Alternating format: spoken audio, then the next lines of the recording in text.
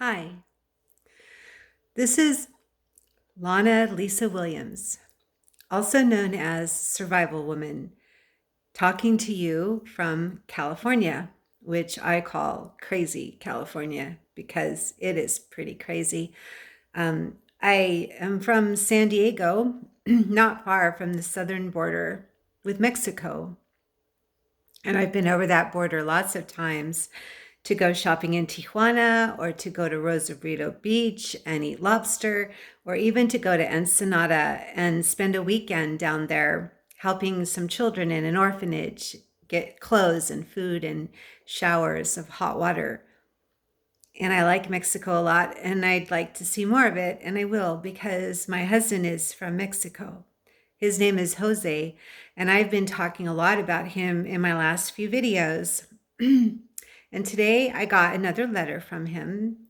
He writes at least once a week, and he tries to call every day when the phones are working in Corcoran State Prison, where he is, which is not far from where I live in Central California, not far from Bakersfield. But it's not a very good prison. It's an old style prison with bars and cells. And before that, he was in a good private prison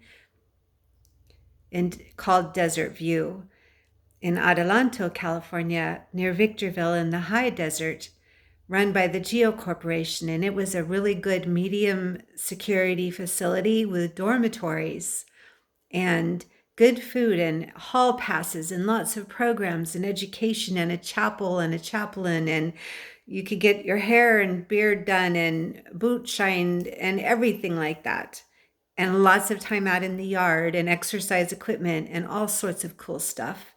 That's where he was before our Governor Gavin Newsom, decided to outlaw private prisons about a year ago. So Jose was moved to Corcoran State Prison just over a year ago. And I've never visited him there, not once, because COVID hit right at his birthday, March 12th, 2020. And he called me on his birthday to tell me, they'd closed all visitation. And maybe they'll open it again soon. I've heard rumors, but the prison won't let me visit till June 23 because I forgot to put something on my application to be a visitor form, which was a traffic violation. And I should have put it down, and they got mad at me for not doing that. So they banned me for 6 months. So I'm hoping maybe in June I could go see him. But I'd like something better than that. And so would he. And so I am appealing to President Biden to grant my husband, Jose Rohel Mendiola, a pardon for something he did when he was very young. He was less than 18 years old. In fact, the prison has his age as 2 years older than it really is. And I have his birth certificate, original, from Mexico to prove it. So I would like to appeal to President Biden, since our governor, Gavin Newsom of California, has been ignoring me for the 2.5 years I have been begging him to free Jose from prison. Jose got a really long sentence.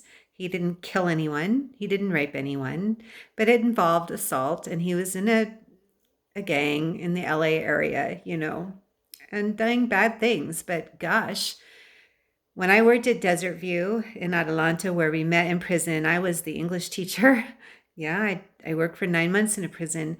I was shocked to see that 95% of the prisoners there were Mexican, Latino, maybe not Mexican, maybe from South America or Central America.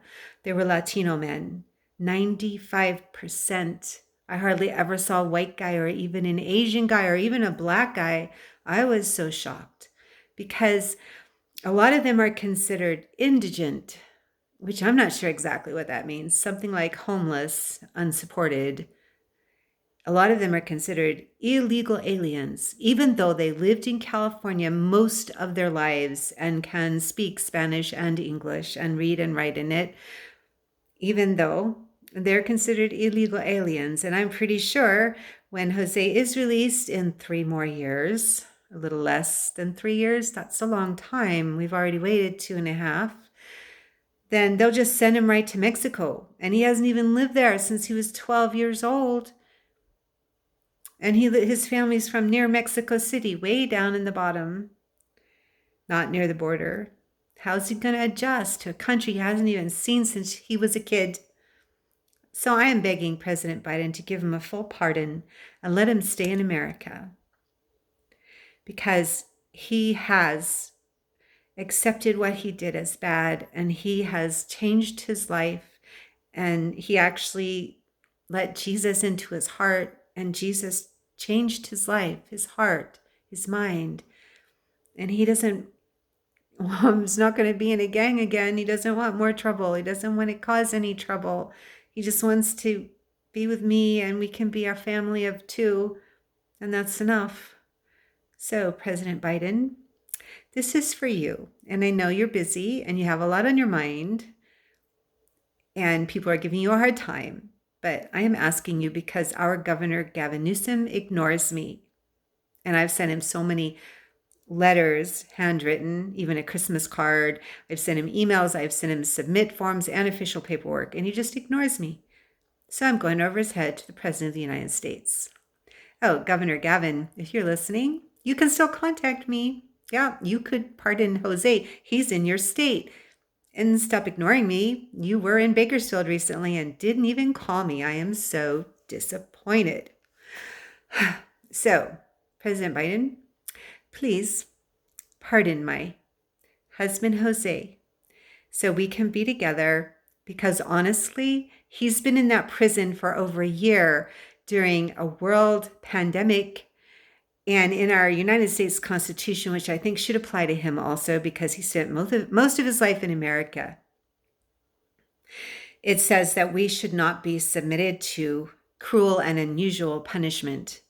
And I believe that it was cruel and unusual punishment for him to be in a maximum security prison, old style, with cells and bars, when he was used to medium facility with dormitories and lots of yard time, to stuck in a cell all the time, not out in the yard, not going anywhere.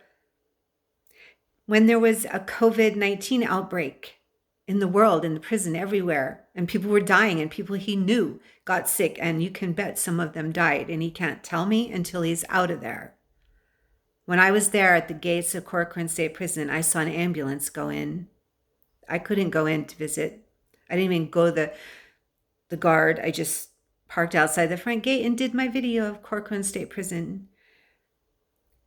And I am just saying, it was cruel and unusual punishment for him to be in there during the COVID-19 world pandemic.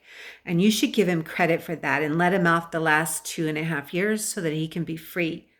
Like this month, my birthday's in 10 days, April 17. That'd be a good time. So President Biden, I'm asking, pardon Jose, please, by my birthday.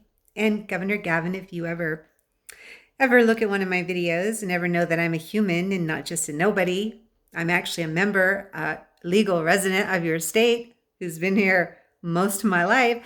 Maybe you could do it before the president gets to it, because he's probably got a lot more on his plate than you do, Gavin. I know we're trying to recall you, and you've making money and getting the Democratic Party behind you and all that.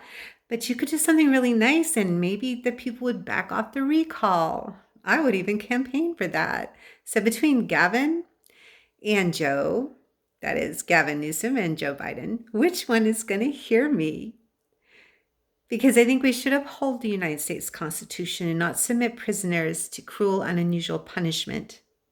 And when I tried to post this on my blog and used those exact words, cruel and unusual punishment, I was censored and told I could not use those words. What does that tell you? Yep, censorship is alive and well. I'm sorry about something in my tooth. Don't look. Okay. Anyway, so, I want to show you my bracelet. Okay, so this is my bracelet. And it had a pink kind of medical alert symbol on it. Half of it fell off. And it's on the other side, it has all this words that are engraved in black. And it's well made. It's stainless steel, and it won't come off my arm easily. And on this bracelet, I have Jose's name and his prison ID number.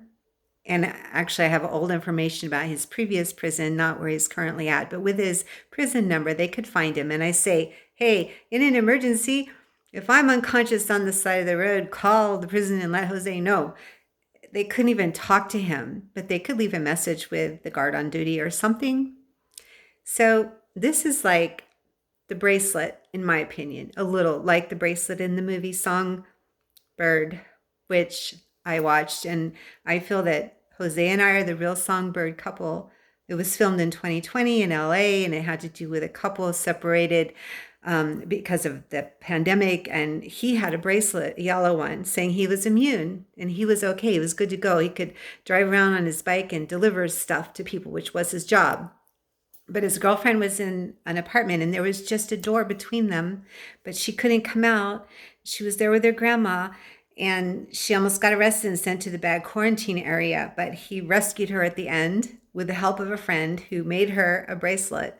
And it turns out she really was immune anyway, because when her grandmother got sick and died in the apartment, she didn't get sick. So the bracelet is like a get free out of jail thing in Songbird the movie. One of the few movies actually filmed in Los Angeles when we were all under forced quarantine and locked down in our homes and couldn't go out.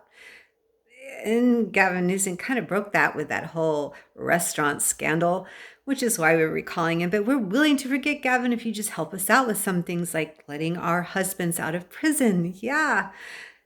But this reminds me of the movie Songbird. And Jose and I are separated by more than just an apartment door made of wood, probably. We're separated by big metal fences, several of them, guard towers, razor sharp wire, barbed wire, all those things. We are separated by a prison and its vast land and its guards and the gate shut. And he's in his cell with bars and one other person and people he know probably died recently in there. So set Jose free. Don't make him suffer cruel and unusual punishment, because he should have rights like any human being who lives in America, and any human being who would want to live here. He should have rights too. So Biden, you're like, let people come to America. You're, saying all that. And I realize that could be a problem at the border, but I wouldn't want to be on the other side of that wall, unable to come to this country. And my ancestors came, look at me, I'm Irish and English mostly. And my ancestors came from Europe, maybe 150 years ago. But they didn't live here for thousands of years. They came on a boat. Most of us have to say that's true unless we're Native American. We're from one of the tribes like Sioux or Navajo or Cherokee. So no more cruel and unusual punishment for our prisoners during COVID. Just let them go, unless, they're totally in maximum security because they're serial killers or something. Maybe don't let those guys go, or women. But the ones who shouldn't be there for so long because they're Hispanic and they didn't have a lot of money for a lawyer, and maybe you even got their birth date wrong and they're younger than you think they are, let them go. Let Jose go. I am pleading you. Like in Songbird, I would like this to be his get out of jail ticket. Like the yellow bracelet that the brave young man gave to his girlfriend at the end of the movie so she would not be shot down by the police there with their visors and their machine guns and their shields, and they were ready to shoot her down. I'm like, oh, they're going to just shoot her. And the guy too. But he clapped that bracelet on that Demi Moore's character gave to him to set her free. And, I'm kind of worried about the whole COVID passports, because then we could be doing that same kind of thing, labeling people with like passports instead of bracelets. And is that really the best idea? Remember what happened in Hitler's Germany? The Jews were all labeled with a bright yellow star. That's kind of another topic than what I started off on, but do we want to be labeled? Jose is labeled with a prison number. I am wearing a bracelet for him. Set the prisoners free. Thank you for listening. This is Lana Lisa Williams, aka Survival Woman, on April the 7th, 2021. Thanks for listening, and I hope your day is going well and that the person you love most in all the world is not stuck in a prison. Bye.